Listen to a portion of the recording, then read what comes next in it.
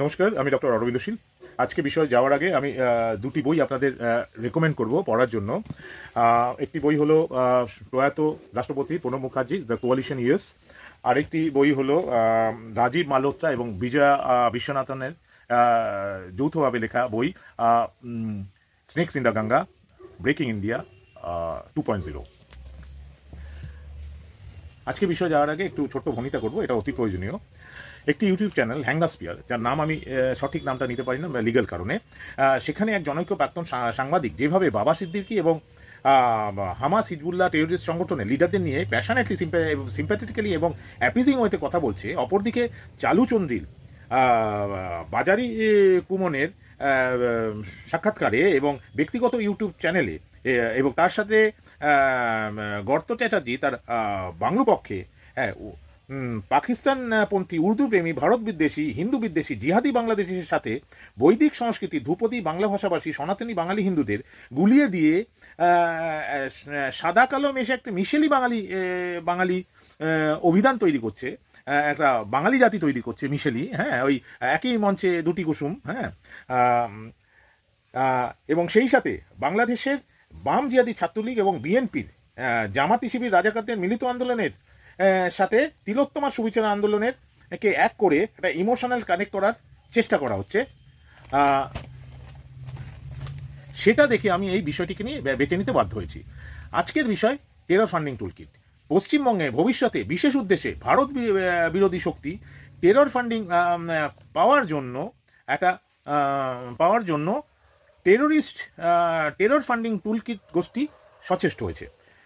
প্রমাণ করতে চাইছে যে এখানে মাটি নরম, পরিবেশ অনুকূল, বাম জিহাদি টেরোরিজমের বীজবৃক্ষ রোপণ করার জন্য, যাতে কলকাতায় ভবিষ্যতে রাস্তায় মোদি, ট্রাম্প, নেতানিয়াহুর বিরুদ্ধে এবং সনাতনের বিরুদ্ধে আন্দোলন করা যায়, মিছিল করা যায়, ওকিজম নিয়ে, রোহিঙ্গাদের নিয়ে সহানুভূতির আন্দোলন করা যায়, মিছিল করা যায়।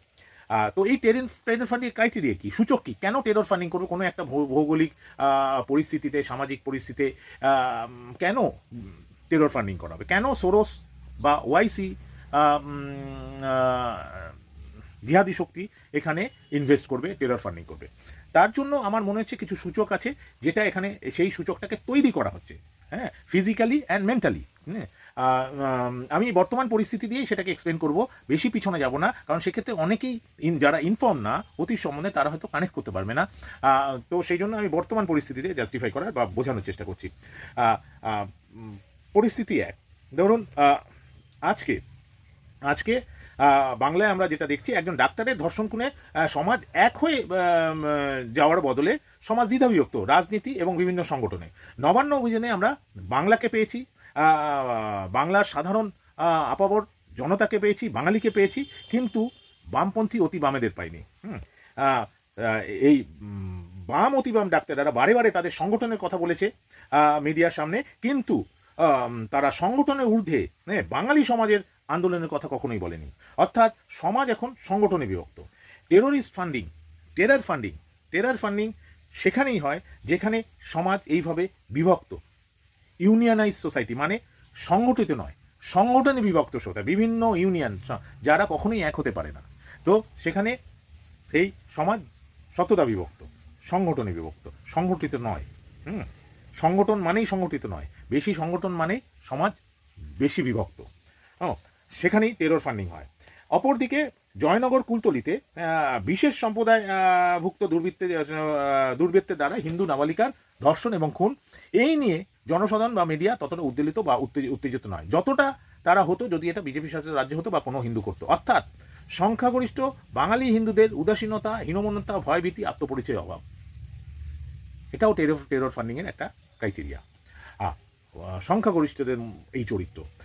তৃতীয়ত, বাংলাদেশে হিন্দু নিধন বা এই বাংলার কোনো দুর্গাপূজার থিম নয়। বাংলাদেশে জিহাদিদের দ্বারা হিন্দু ধর্মের অপমান, হিন্দু দেবদেবীর অপমান এবং হিন্দুদের অপমান, এই 7 দিন ধরে মণ্ডপে মণ্ডপে ঘুরে বেড়ানো কোটি কোটি হিন্দুদের তা মর্মাহত করে না, নাড়া দেয় না। নির্লজ্জতা, নিষ্প্রিয়তা, স্বার্থপরতা, ধর্ম নিরপেক্ষ মানসিকতা মানেই হলো আত্মসম্মানহীন জাতি। আত্মসম্মানহীন জাতি, তাকে দখলদারি সহজেই করা যায়, আর সেই কারণে সেখানে টেরর ফান্ডিং হয় এবং তাদের দিয়ে নানা ধরনের দেশবিরোধী কার্যকলাপও করানো যায়। চতুর্থত, দুর্গা মণ্ডপে প্যালেস্টাইনের পতাকা নিয়ে সোশ্যাল মিডিয়াতে পোস্ট। অপরদিকে ডিজে নাচ, বাম জিহাদি, শরীয়তি, ফেমিনিস্টদের লিবারেলিজমের নামে স্বল্পবাসে পূজা মণ্ডপে র্যাম্প ওয়ার্ক। এটাও ক্রাইটেরিয়া টেরর ফান্ডিংয়ের। যেখানে সংস্কৃতির অভাব, যেখানে মরাল কম্পাসের অভাব, সেখানেই টেরর ফান্ডিং হয়। পঞ্চম, বিভিন্ন ইউটিউব চ্যানেল, সোশ্যাল মিডিয়া, এইসব জায়গায় সাল্লু মিয়া হয়ে প্রচার চলছে। বাবা সিদ্দিকির প্রতি সিম্প্যাথি, লরেন্স বিষ্ণুয়ের প্রতি বিদ্বেষ, গালমন্দ। অপরদিকে হামাস, হিজবুল্লাহ টেররিস্ট লিডারদের প্রতি সহানুভূতি সুলভ আলোচনা, ডিবেট, ডিসকাশন, প্রচার এবং তাদের হিরো বানানোর প্রচেষ্টা বিভিন্ন মিডিয়াতে। হ্যাঁ, এটাও টেরর ফান্ডিংয়ের ক্রাইটেরিয়া। কলকাতা রাস্তায়, এবার ষষ্ঠ কারণ, কলকাতার রাস্তা আন্দোলনের নামে দেশবিরোধী স্লোগান। তাহলে দেশবিরোধী স্লোগান মানেই তো টেরর ফান্ডিংয়ের বড় ক্রাইটেরিয়া। এদের মোবিলাইজ করা যাবে এবং সেই জায়গাটা দখল নেওয়া যাবে। এরা অলিখিত সৈনিক। তাহলে এই সব কিছুর উদ্দেশ্য একটাই, মূলী জামাতি রাবণ এবং বাম অতি বাম দুর্যোধন কৌরবকুলের আঘাতে আন্দোলনের নামে হিন্দু বিরোধী, ভারত বিরোধী, মূলত কমি জিহাদি টেরর ফান্ডিংয়ের জন্য একটা খেলার মাঠ তৈরি করা। ভেবে দেখবেন। আবার দেখা হবে। নমস্কার, এখানেই শেষ করলাম।